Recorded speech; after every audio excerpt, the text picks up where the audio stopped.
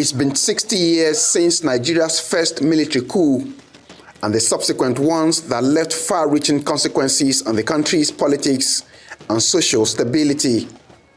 We would come to understand why we should do everything. Those effects, especially as they relate to its federalism and constitutional order, are the topic of focus in this room, where a new book, The Gun Hegemony, authored by lawyer and democracy activist Ayo Okpadokun, is being unveiled. Expectedly, there are reflections on Nigeria's progress before the military intervention, which would later alter its course significantly.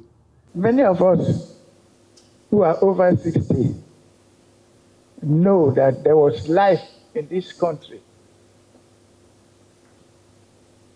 before the gun hegemony. There was a time actually that we had 3 high commissioners in Britain. That was when you would call Nigeria a true federalism. But since the gun hegemony, all that has changed. Then Nigeria was a progressive country. The premiers of the 4 regions that we had were developing their region. But all that story has changed since the military intervened in politics and in governance of our country. So I have been, since I retired and relocated back in Nigeria in 2000, a strong advocate of a new constitution, a new truly federal constitution for Nigeria. The gun hegemony interrogates the suspension of the negotiated independence constitution and its replacement with a unitary model that still troubles the country till date. It does well to probe the origins of guns and how it changed forever the tone and tone of warfare over the ages. But the concern of the author is how the gun has changed the Nigerian narrative forever. He laments how we missed the opportunity in January 1966.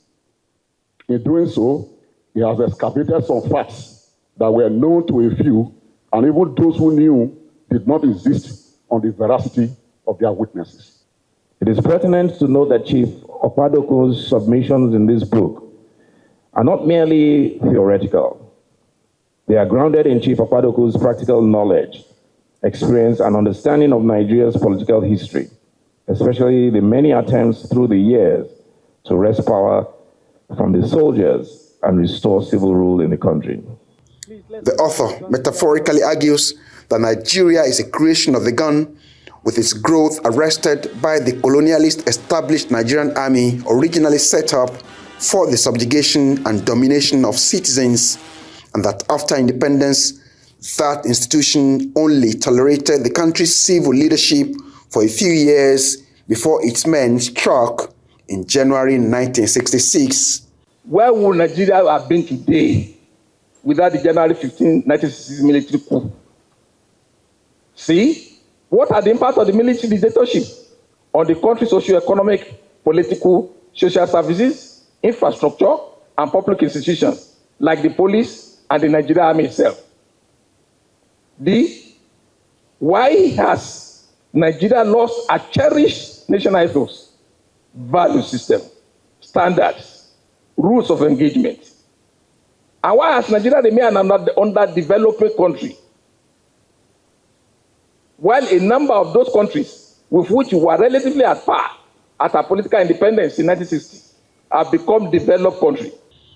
His argument is that the damage caused by that long interregnum cannot be hurriedly corrected, and as the book reviewer aptly puts it, Okpadokun's gun hegemony is a meditation on a nation's dark moments, and he nudges us to look back again on that day, this day, to understand how to treasure the beauty of democracy.